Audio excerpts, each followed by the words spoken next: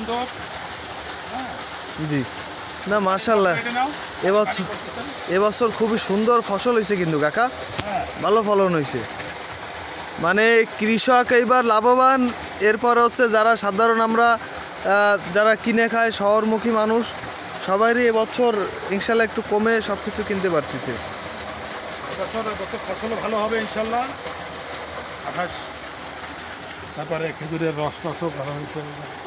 যাক,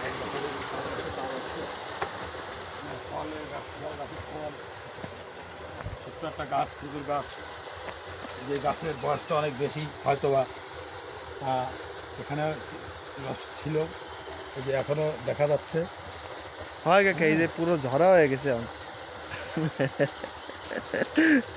কাকা। আসলে গ্রামের যে প্রকৃতি এবং পরিবেশ, এ আসলে অতুলনীয় অতুলনীয়। তাল গাছের উঁকি দিচ্ছে সূর্য, ওই যে তাল।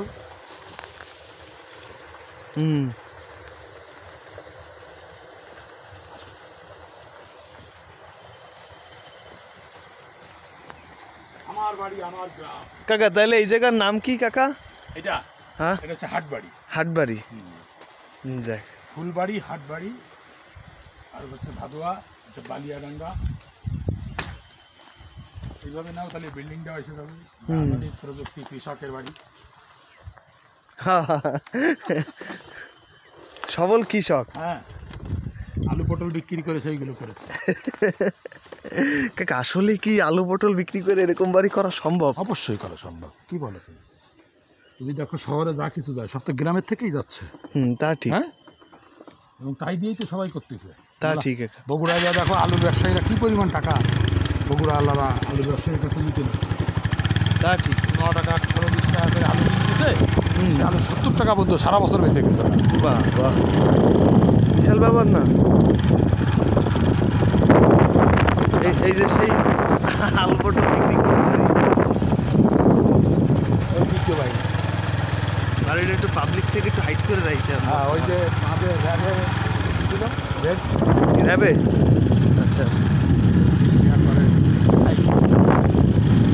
আটা বেড়া দিয়ে রাখি যায়। আটা বেড়া দিয়ে তো রেখে দেওয়া না আটা বেড়া দিয়ে সব টাকা পায়।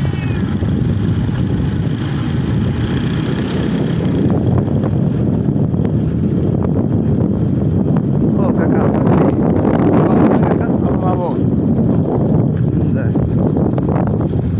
তাহলে এই জায়গা আপনার আমার বড় খালার খবর আছে। আসসালামু আলাইকুম